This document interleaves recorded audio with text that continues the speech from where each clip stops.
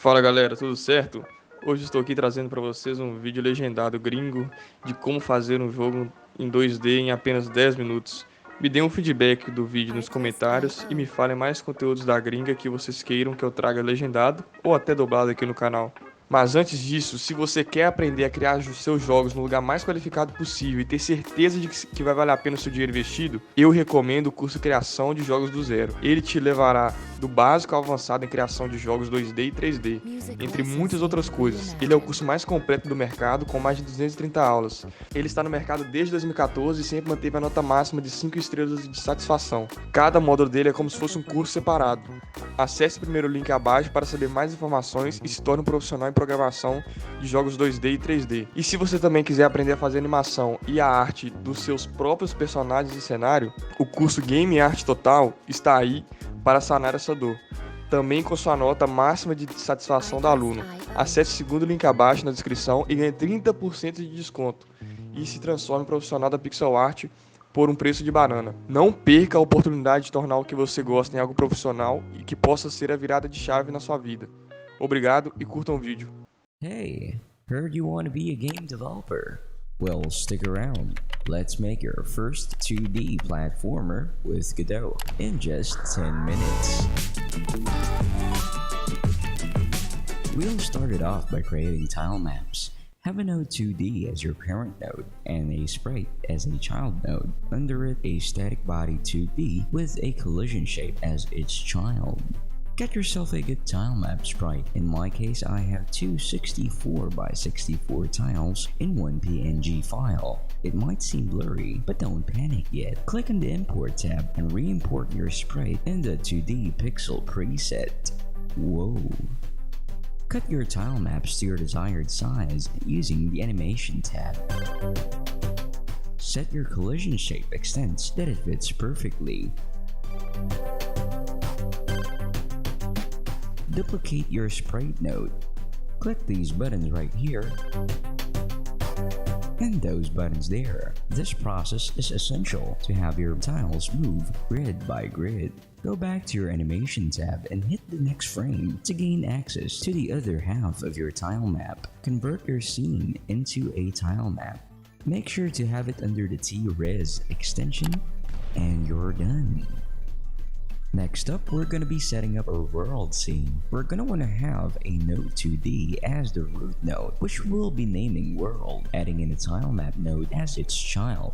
Let's take our T-Res file and put it in our tile map node. Set the cell size that it fits perfectly, and congratulations, you can now draw your own levels. Here comes the fun part. As a child of a world node, we're gonna want to add a kinematic body 2D and name it player. Now say player gave birth to triplets, sprite, collision shape 2D, and camera 2D. Whoa, they look like a family now. Import your sprite sheet and put it in the sprite node. Again, it might seem blurry, but I guess you already know what to do if you listened attentively. And I know what you're thinking, where did I get this sprite sheet? Well, good news is that I made them personally for you to use. This guy is completely free to download in itch.io. Use him on any of your projects as much as you like, and by donating a minimum amount of $3, you'd get these two fully animated enemy characters along with him and help me pay my bills. Check out the link in the description. Let's cut the crap and head right back to the topic. This specific sprite sheet has 6 vertical and 8 horizontal frames. Plotting this into our animation window will leave us perfectly with 1 frame per 32 by 32 pixels, making it a lot easy for us to animate our character for later. Let's just leave this as 0 for now. Take your collision shape and set it as a capsule. Set the extents and make sure that it fits perfectly. You might be wondering why I am speaking so low as of this moment. It's only because it's currently 4 AM and I'm a good neighbor. Set the camera as current and choose the zoom amount of your preference. Enable smoothing and let's get coding. First step is to remove all the crap you don't need. Then we'll be setting our constant variables. Up simply indicates the upward direction using a vector 2. Gravity should be set to a small amount, while the maximum fall and movement speed should be something of your preference. Before we get any further, we would need to set up our input maps. You can do it with your own preference, but I personally like to map the A and D buttons respective to the left and right movements, while hitting the spacebar would let the character jump. Let's add in a variable for a blank vector 2 to indicate our X and Y motion. Under the physics process function is our first if statement. If we were to press D on our keyboard, our player would move positively on the x-axis. Else, if we were to press A on the keyboard, our player would move negatively on the x-axis. And else, let's say we don't press neither D nor A. Our motion on the x-axis would be 0. Now we need gravity to pull our player down constantly. For our Y motion, we're gonna add 20 plus 20 for every tick of the delta time, or in layman's term, our game engine's milliseconds. As of this moment, our player's falling speed would be endlessly exhilarating by 20 for every millisecond, which is why we have our maximum fall speed variable. If our motion on the Y-axis goes beyond the maximum fall speed, it would remain as the value of our maximum fall speed, and we're just about done.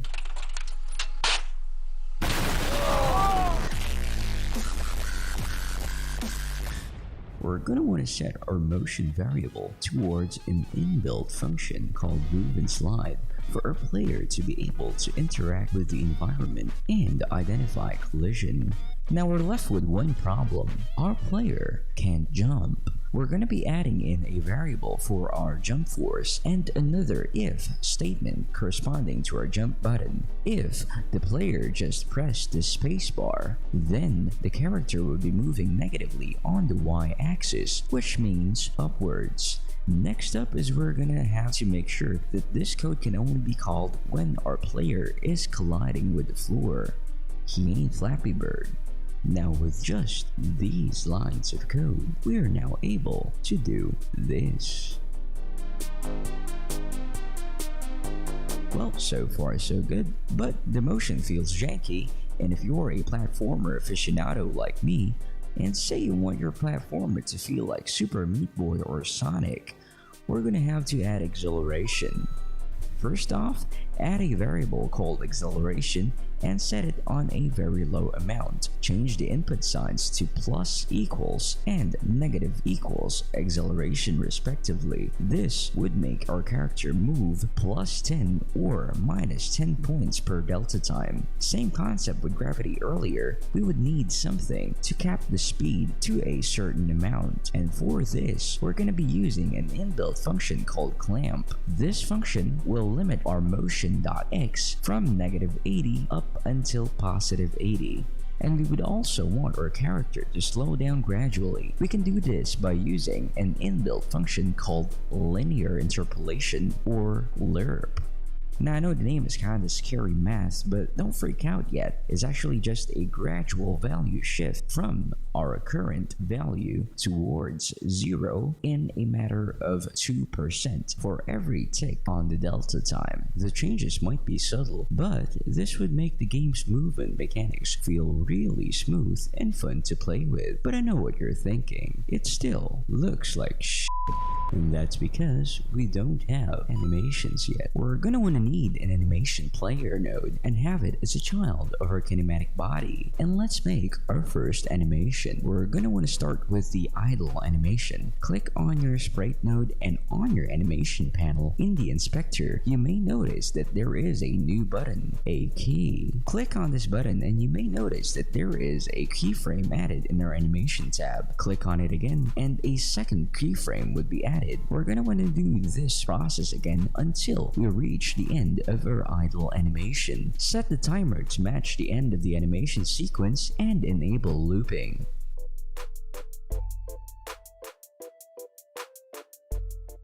Do the exact same process on your running animation sequence. as well as jumping, which is only 2 frames without looping enabled, and lastly, falling, which consists of 4 frames and no looping as well. Well, let's get back to coding. Set a variable called facing right, which we're going to be calling true as of this moment. Now, if this variable is true, then our sprite would be scaled positively on the x-axis, and the exact opposite if it is false. And if we were to press D on our keyboard, our character would be facing right. Else, if we were to press A, our character, of course, would not be facing right. We would also need to play their assigned animation depending on whatever the action would be. Yeah, boy. Lastly, we'll be making another set of if statements to identify whether a player is going up or down and assign the appropriate animations. And of course, these codes should only work whenever our player is in mid-air. And the last thing that you need to do is to save your work and hit that subscribe button.